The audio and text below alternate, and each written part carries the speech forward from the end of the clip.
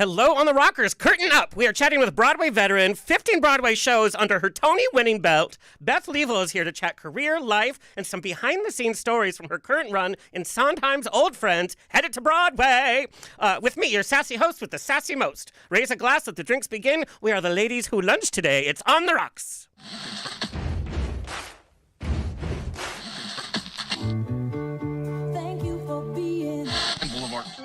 A banquet, and most poor suckers are starving to death. I'd like to propose a toast.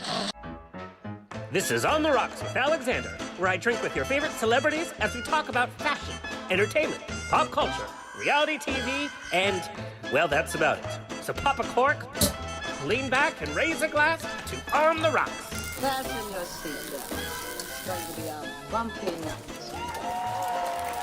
Buttons and bows and pantyhose, On the Rocks podcast, the place where we're too glam to give a damn. Follow us on Instagram and TikTok at On the Rocks on Air, and on Facebook, On the Rocks Radio Show. Send me an email, book me for a wedding, funeral, quinceañera, bris, I don't care, I'll show up.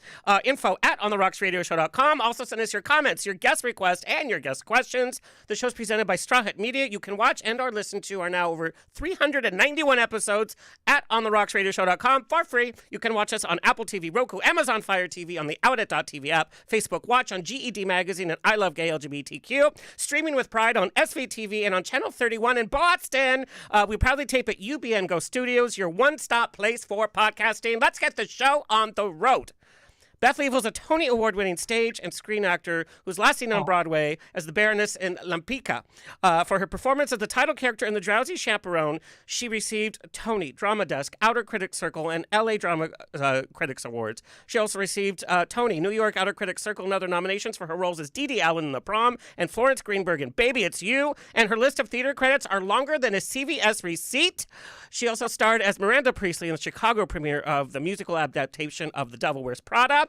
She has dazzled and delighted sold-out audiences with her cabaret act, which she has taken from 54 Below in New York City to other venues across the U.S. She's currently tearing up the stage alongside Bernadette Peters and Leah Salonga for the Sondheim tribute show, Old Friends, at the Ahmanson in Los Angeles, running for 4 weeks only. You better get your tickets immediately. It plays until March 9th. Please welcome the fabulous Beth.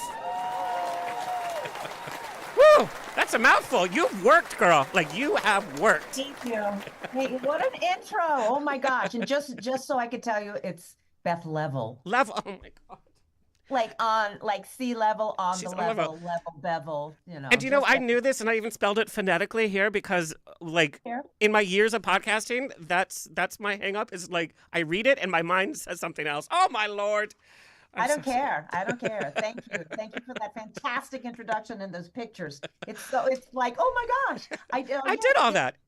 I did all that, and to be back here, you know, I have such fond memories of because of the Drowsy Chaperone.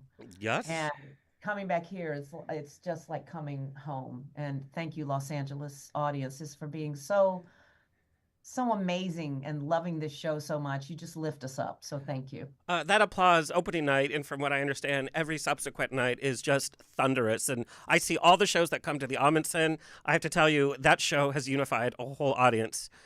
Old, young, gay, straight. Totally. Everybody is just enjoying and coming together and celebrating this wonderful man, his material that has kept us going through good times and bad times. Yes. I've seen them all in, my dear. We're here. Exactly. Now, you're a North Carolina girl.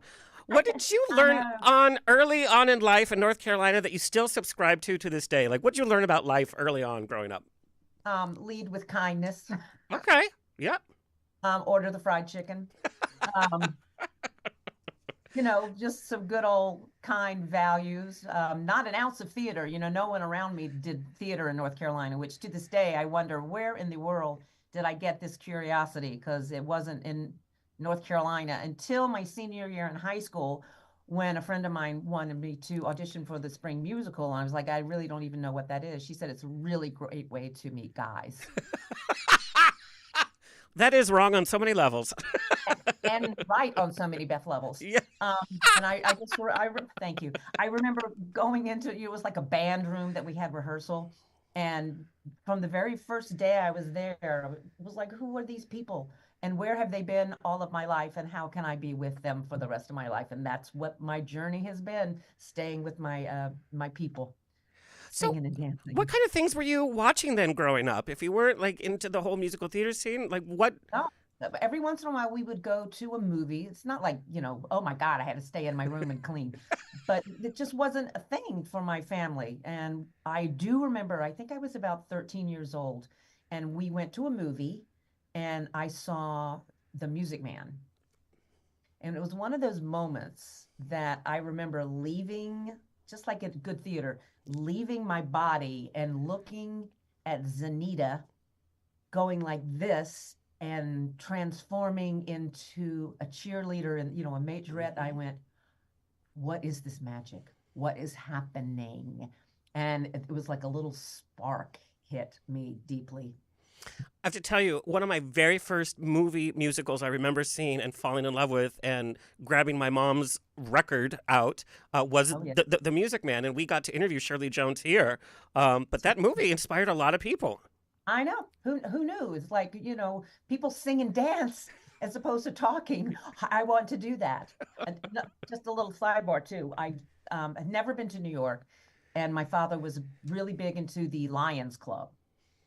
Yeah. That's so anyway, the International Lions Convention was in New York that year, and I was 15, I think, and so went to New York for the first time. It was terrifying because it was so huge and so kind of dirty. And I do remember my mother said to me one morning in the hotel, you have two choices today for something to do in New York. You can come with me and one of her best friends. We are going to a show called MAME, starring Angela Lansbury. Oh my God. Or you can go with your dad and his friend on the subway to a Yankees game. Woo. I went to this on the subway to a Yankees game. No. And what an idiot. What would have happened if 15-year-old little Beth from North Carolina had witnessed Yeah. Angela Lansbury and the entire Broadway company of MAME on Broadway? But I don't remember anything about the Yankees game. I do remember being a little scared on the subway, and yet excited and scared. But it's odd that you didn't go see that show, and also you didn't even go to college originally to pursue acting. You made up your mind senior year at Meredith, but you were studying social work. I did. Well, they didn't have a musical theater, a theater major. So, but I did everything once my freshman year. That's when it began. It was like, what can I do? I did everything I could get my hands on, but there was no major. Yeah. So I have a degree in social work and counseling, which really has come in quite handy as an actor. I It's can all about imagine. listening and responding. Yeah. So, Yeah. and then at the end of my senior year at Meredith, I had a fantastic teacher, Linda Bamford, and she said, "I think you probably should consider going to New York." And I went, "You are out of your mind."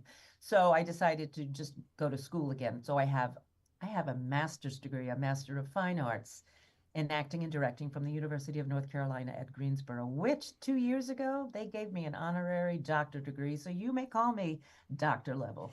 Well, yes. And you were named also Meredith's College Woman of Achievement as well. Yes. And what an honor, because I read the rest of the list of there. Ruth is there, and it's like, I know. what a circle of life for you to be like, yep, that's where I came from, and look at me now. Yeah, good. Yes, that's a very lovely way to put it. Thank you. What was like the biggest shock in moving to New York City?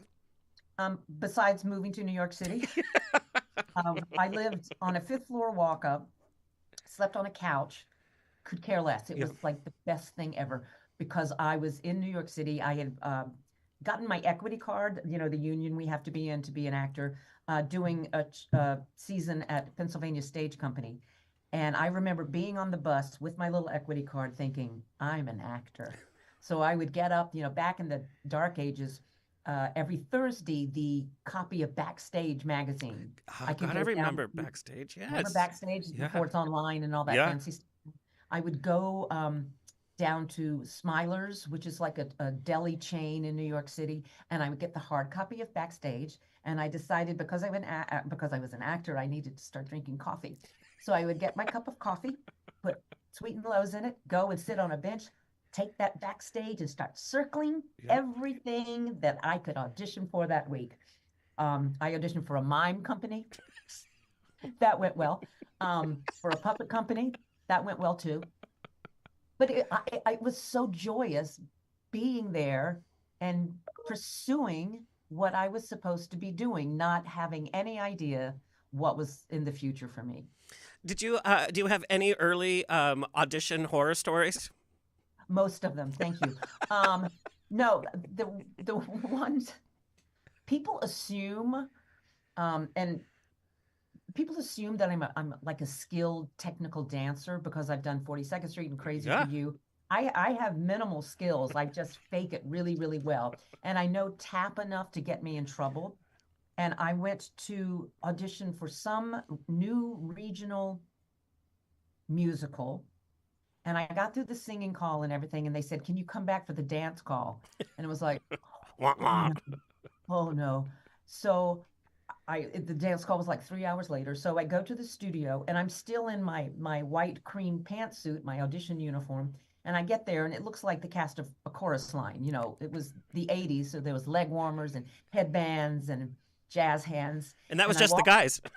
And that was just the men. Yeah.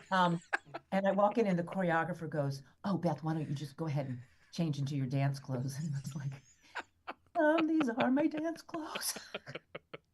And then he starts twirling this, and it was way past my pay grade. And I tried the best I could, and I got the part because I was so funny trying to act like a dancer.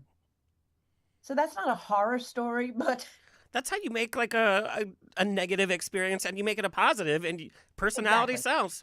Exactly. Of course, the show never made it to New York, but like that dancer in the back.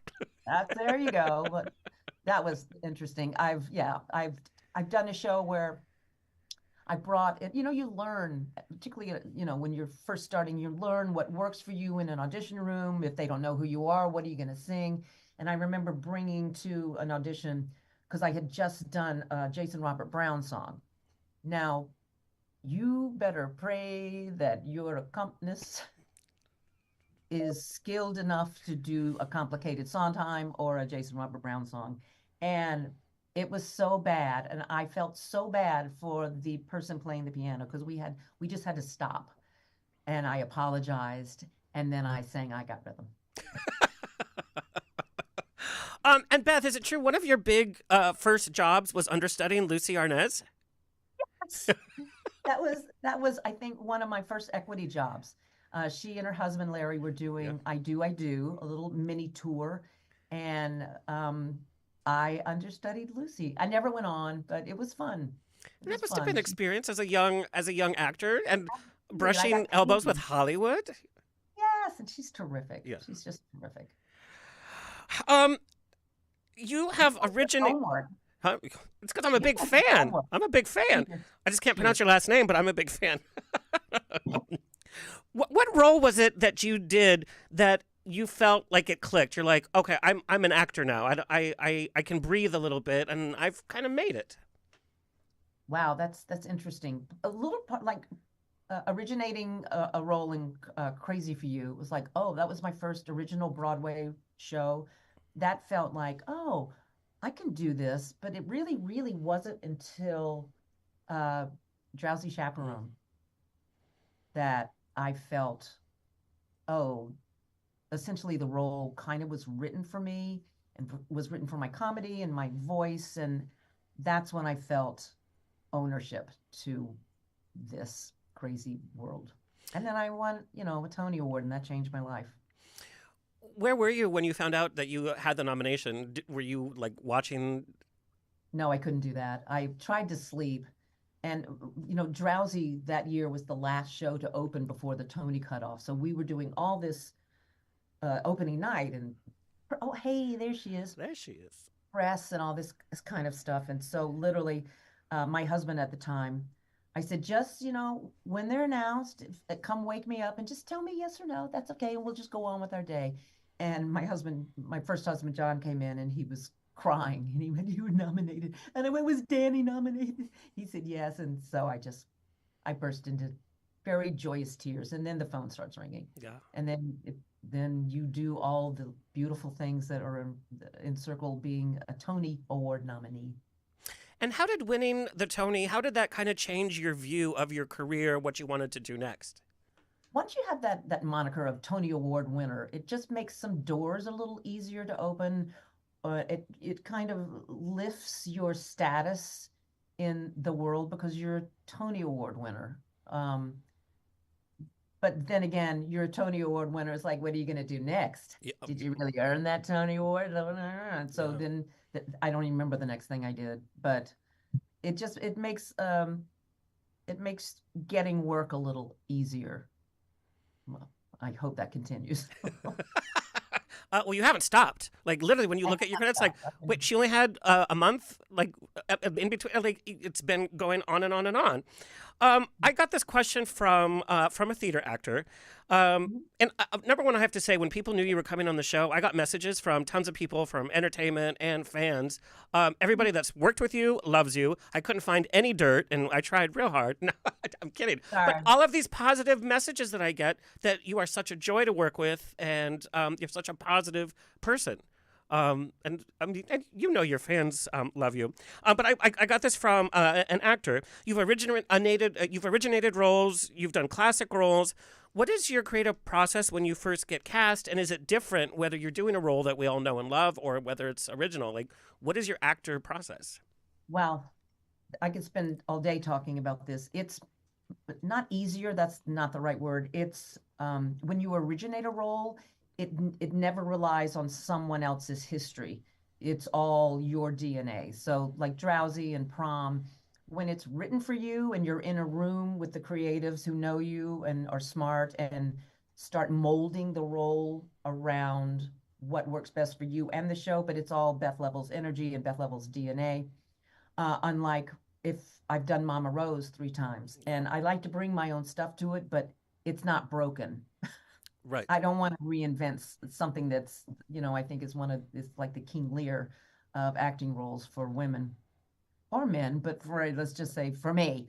But I always start by the same thing, being in a room, being available, being professional, listening and responding. And directors tell me that usually I walk into a room and I throw everything I have up against the wall and we all see what sticks and what works best for the show and take it from there.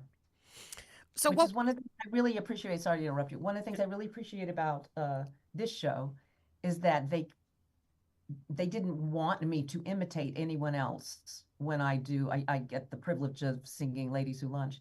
It was like, you just do you, and to be able to do that and my own spin on it and this audience, it's one of the highlights of my career doing it here because of how much fun and the connection I have between the audience, Sondheim's music, and me singing it.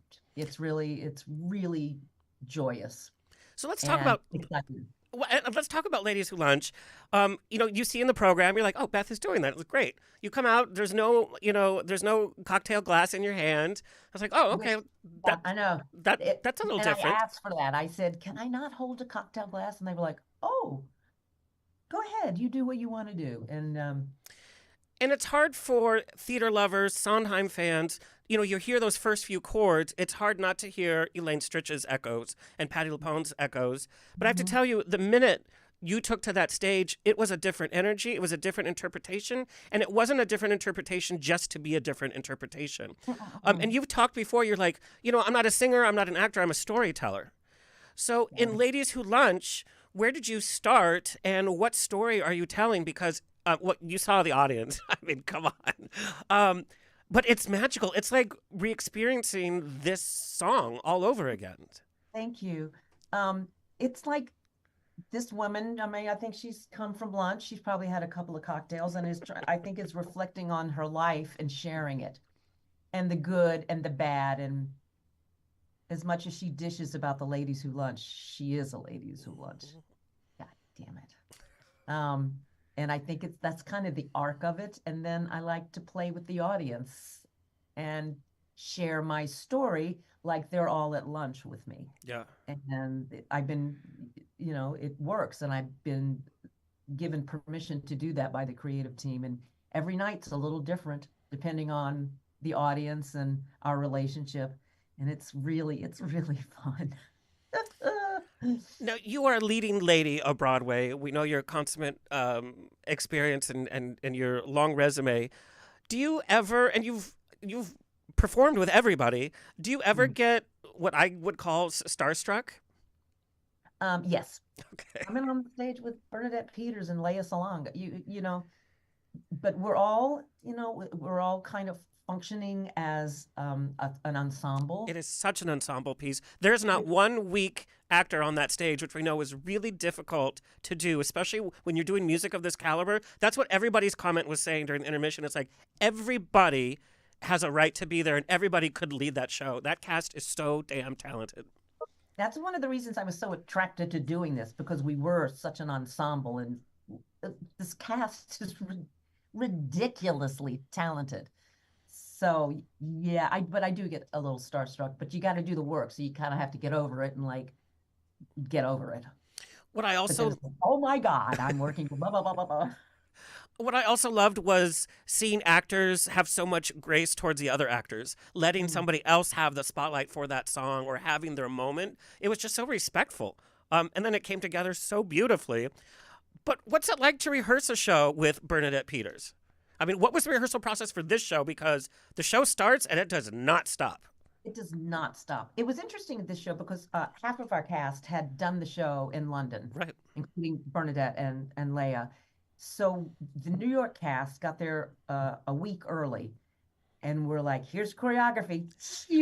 Here's your second alto parts, Beth, in Sondheim." And it was like, ha. So there was a lot of homework, a lot of trying to catch up, and then when the fabulous Brits got here, we put it all together. It was intense.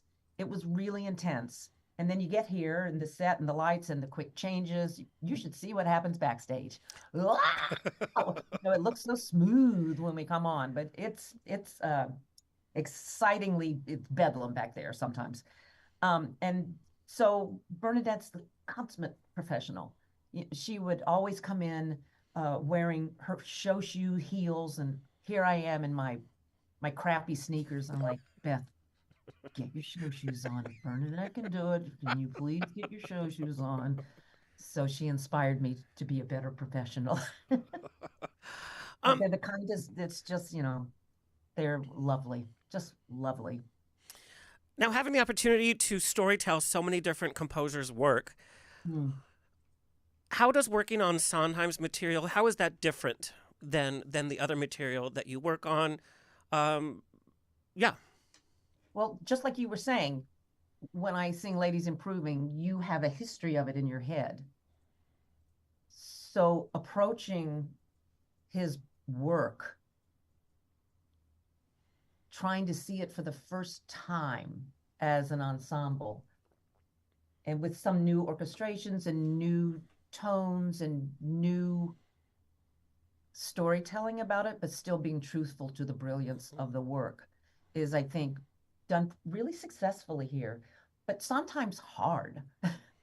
It's complex and difficult and fascinating, and because of that, it's so satisfying once you get these zillion lyrics in your head and in your muscles.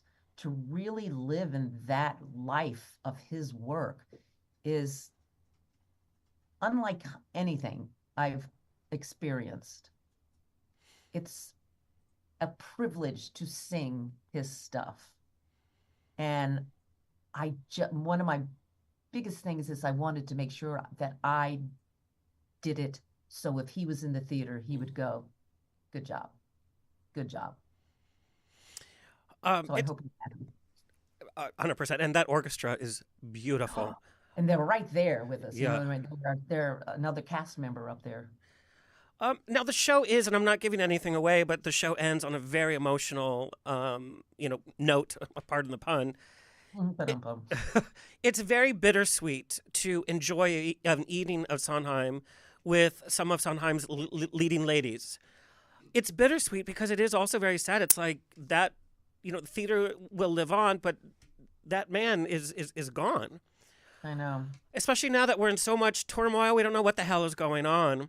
No, I remember when we got here, the Americans had never seen. There's a slight video montage celebrating Stephen, and we had never seen it. And we're on stage in tech, in our sneakers and stuff, and we're all on stage looking at these photos, and Bernadette is crying. And I remember just holding her hand thinking, wow, what she must be feeling watching this and how much their relationship meant to her personally and in her career. It was so moving. So being in that moment every night on stage with all of us on stage celebrating him, I've never done anything like that before. It's kind of magical. The word I was just going to say, it was magical. And for those of us sitting in the audience, you could hear a pin drop, and that audience was overfull. And I turn around too, and once we sing, and the audience is like, oh. Yeah. And I said, I feel you, what this man has added to our existence is priceless. And it's funny that it's called Old Friends. Like I was saying, we don't know what the hell is going on in the world right now. And it's so comforting to come back to material that we know and love. We know these lyrics backwards and forwards. And, it's modern day Shakespeare. There's no reason we should know all of these lyrics, that quickly. There's a lot. And yet, yeah. We do. That's what I love too about the show. We start another celebration of a show, and you can hear the audience go, yes. Yeah. Yes. Or, yes. Sweeney. It's very exciting. And we also have the luxury here at the Ahmanson it's really large backstage, which we're going to really miss when we go to Broadway because the theaters. So I find myself sitting in the wings. There's actually chairs and you can sit, and I just listen to West Side Story. And it is so thrilling. So I can imagine what it must be like to sit in the audience. Oh. As an actor, you're having to go from scene to scene, character to character. You're not just playing one character. You're not just celebrating one show. What is your warm-up like? Because you have to be able to turn on a dime. It's comedy 1 minute. It's dramedy. Then it's pure drama. As an actor, Wow. how do you keep all of that together? What is your warm-up process? It depends on the show. This one, I do a vocal warm-up in my dressing room. But then the first number is from something familiar, and that kind of physically warms you up. It's so easy to go with his music and lyrics. It's easy to click into the next moment just by listening. And it's so easy. I'd sit in the wings and watch the end of Sweeney Todd. And I kind of watch it as Beth Leavel getting ready to do Ladies Who Lunch. So by the time I'm on stage, it's like, I'm already like, did they just kill some? It's like I'm already there. It's easy to do. I do, Gavin Lee and I have a duet of It's the Little Things You Do Together. Mm-hmm. And you hear that music, and he and I have like kind of an improv we do as we're setting up the chairs. And by the time you sit down, it's like, oh, we're already there. Okay. His work makes that very easy and available and accessible to an actor. You just have to listen. Now, how do you wind down after the show? Well, in Los Angeles, I go back to my hotel room and have a snack and a glass of wine. Okay. I'm good. You have played so many strong women in your career. What role has spoken to you the most? And maybe it was just that at that point in time. Kind of all of them in some way, shape, or form, whether it's something about the role or whether it was something about doing that role in this particular time in my life. I did Mama Rose, and I was terrified to do it at a theater called the Muni, which is that huge theater in St. Louis that seats 11,000 people. And I was really terrified that it was just going to be too much. And man, it was I felt so good about my relationship with Rose that it kind of changed my life a little bit. I don't really know how to explain that any better, but it was so satisfying, and I lost Beth in there someplace. I'm also felt the same way about Dee Dee Allen in the Prom. I had such ownership to her. I was so proud of her and the journey, the arc, the her life, how in this one glorious musical you could see this character, this woman changing in front of your very eyes with the magic of show tunes and comedy. And then I did Florence Greenberg and Baby It's You, and it was the first time that my picture was above, like in front of the theater. The show didn't last very long, and it definitely had some issues, but it was the first time I'd ever had to really drive a train by myself and be responsible for the tone of the company. So that changed my life. Sometimes you do a show and it changes your life because you meet someone. Yep. And you learn something. Sometimes you learn something because the show is really not successful and you learn something. Sometimes you learn something because you get bad reviews, which I don't read reviews, but good or bad. But I just feel like I'm kind of a perpetual student in my work, that I have to stop if I feel like I can't learn anything else or grow. That's such a good way to put it, because but we have seen you role after role. It's like you see this arc in your personal life through all of these stories, and every role you conquer, it's like, wow, she did that. That was so different than the other role, than the other role, than the other role. And that's also good writing too. I can only bring Beth into something that helps me with songs or the story in the book. And again, that's not an issue here with Mr. Sondheim's work. Now, as an actor, how do you work through a situation where the show is just not quite what it should be, and you have to go on stage night after night? You have to do it. I believe that everything I'm in, and this is probably very Pollyanna and naive of me, but I believe every show is fantastic. It has to be. I just closed Lempicka, and even though it didn't run very long and the reviews were pretty terrible, boy, our audiences went crazy for it, and it changed some lives. And I still get people talking about that show. Mm-hmm.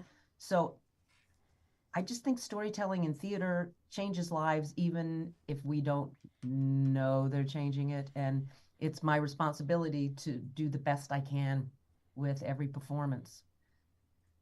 Yeah, it's easier when you don't look out there and there's like, oh gosh, well, no, there's no one in the balcony tonight. Okay.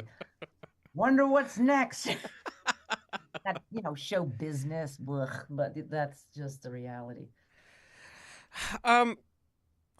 We are now starting to talk about mental health a lot in the entertainment industry, and it's about time. Going from role to role, raising two kids, having to put yourself and exhaust yourself emotionally and physically on stage every night. How have you maintained your mental health? How has that journey been for you, show after show? Right. The work doesn't exhaust me. It energizes me. And to find the balance between my work and my personal life, my marriage, my kids, my pets, is equally as important. And some years it's really easy. Some years it's tough. Some years, I remember right before Drowsy happened, it's like, I think I may need to maybe work at Macy's, because I was the breadwinner for so long. And then Drowsy Chaperone happened. I tell, I teach occasionally, which I just love. And I tell my students the good news and bad news about being the actor is the bad news is that you just never know what the next day is going to bring. The good news is you just never know what the next day is going to bring. Because I was thinking about, I should work at Macy's or teach. And I got a phone call pretty much that afternoon from my agent going, you have a job offer. and I was like, oh, I'll take it, whatever it is, for the Drowsy Chaperone, which initially I didn't get that part. Did you know that? I did not know that. Yeah, I didn't get it. I, I'm not sure they knew the character I played, Beatrice Stockwell, the Drowsy Chaperone, wasn't really on the page. I mean, it's not like, oh, a woman enters. They were trying to find out who she was. Mm. So I got a call back and I went, and then, which doesn't hardly ever happen, the director called me, Casey. He said, thank you so much. We need to go in a different direction with this character. And I went, I totally agree. Maybe you need someone older. I mean, this was like a while ago. So they flew out to LA to audition some TV divas. And I don't know what happened. No one got the job. They came back to New York, auditioned. And I think out of desperation, Casey went, just give it to Beth. Let's see what she does with it. And that was that phone call. And literally my agent said, you need to pack your bags. You're leaving for Los Angeles for a 8-week out-of-town tryout in 3 weeks. So I was like, Okay. oh, children, mamas. And that was that. Now, having taught students and seen, the fresh faces that come into the theater, what do you think the biggest challenges are for a new actor on Broadway? Yeah, I think from hearing the energy, I'm really grateful that I wasn't trying to get a career with all the social media stuff. That's just kind of out of my wheelhouse. You have 5 posts on your Instagram. I have what? You have 5 posts on your Instagram. Thank you. It intimidates me. So, I mean, having to deal with that and followers and all that stuff, I just always tell my kids, to thine own self be true. And then it's technical stuff like if you're going in and you want to be in a musical, you really have to show the people behind the table who you are as an artist or who you are becoming as an artist, which means finding a great song, truthfully storytelling with the great song.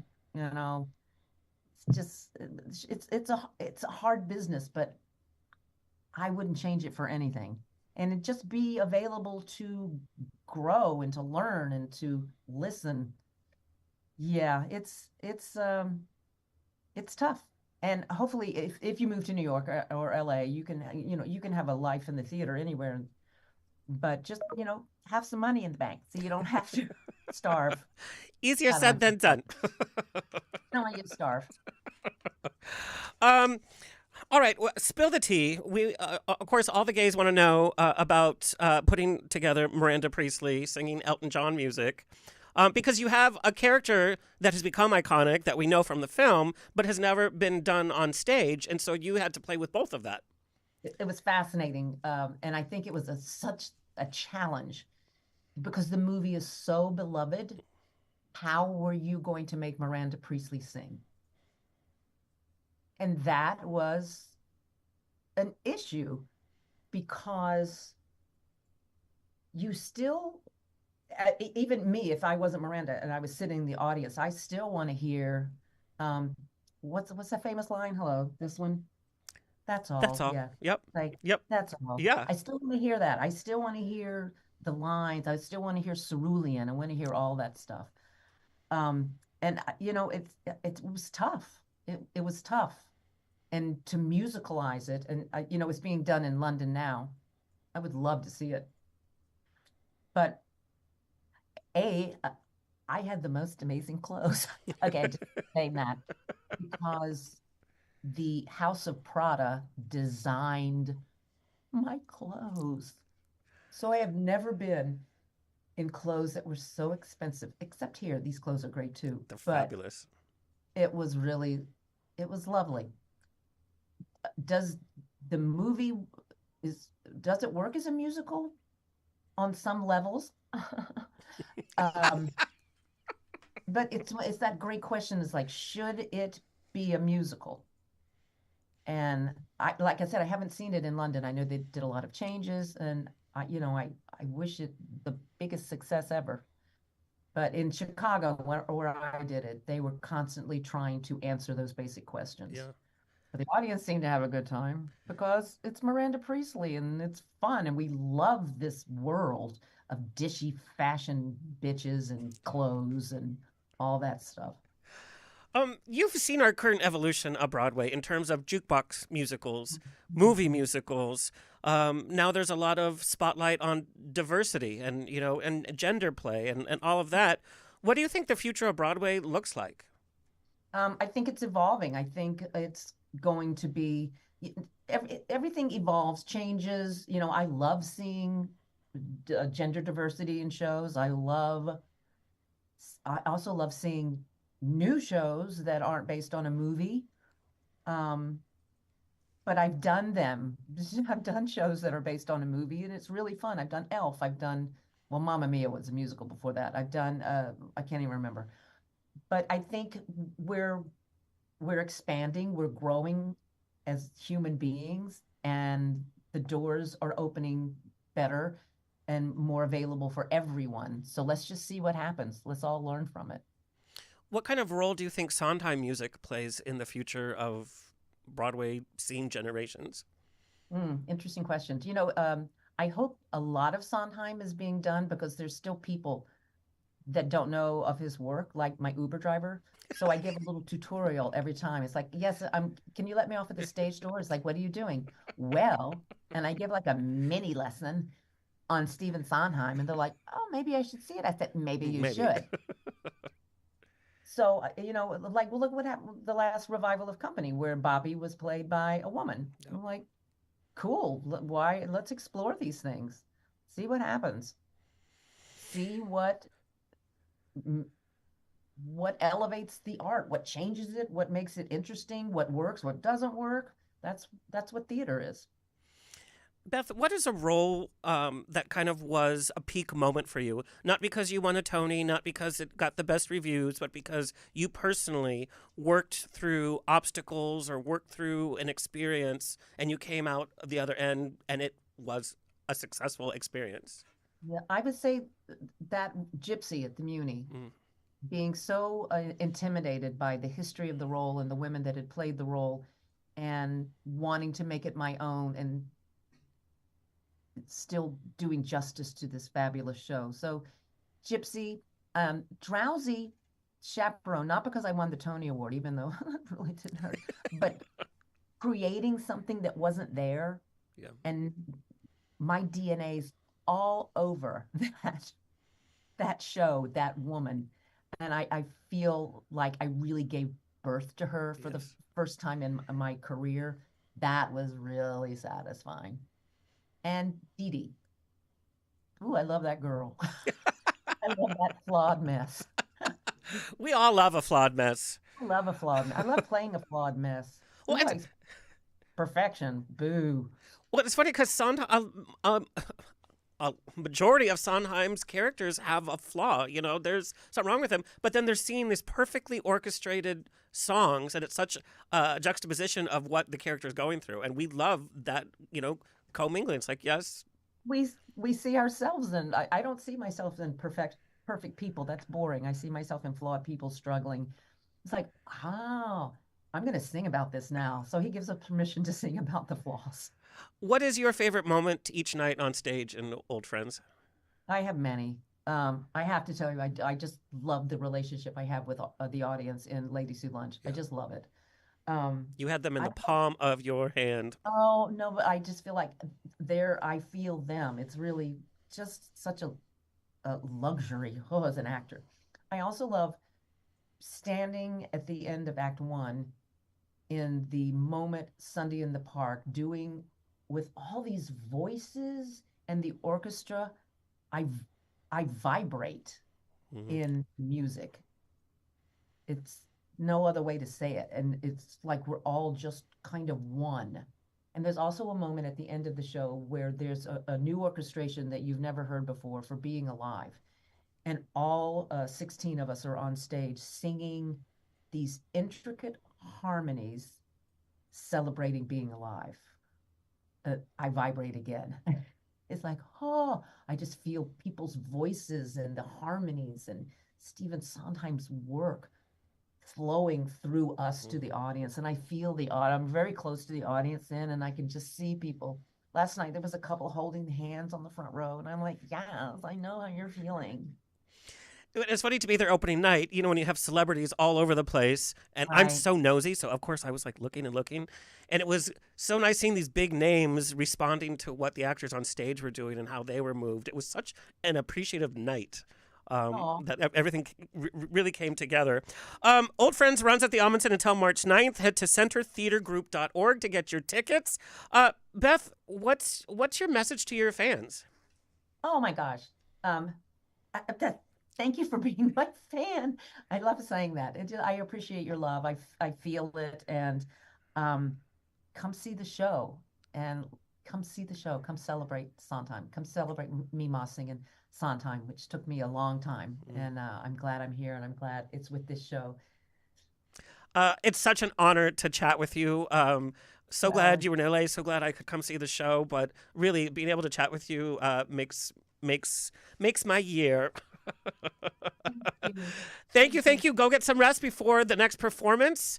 And I hope to see the show again. So let me know when you're here. Yeah. Thank you so much. Oh, that inspired me. I'm going to go have a martini after this. Okay. Well, that's all, folks. It's always a grab bag of fun here every weekend on The Rocks. Big thank you to our engineer and station owner, Tony Sweet. Please like, share, subscribe so we can continue bringing you this fabulous programming coming your way for free. Stay happy, stay healthy, stay sexy, and if you drink, stay tipsy. We'll see you next week. This has been another episode of On the Rocks. Tweet me and slide into my DMs on Twitter and Instagram at On the Rocks On Air. Find everything On the Rocks for free at OnTheRocksRadioshow.com. Subscribe, like, review, and share. Until next week, stay fabulous.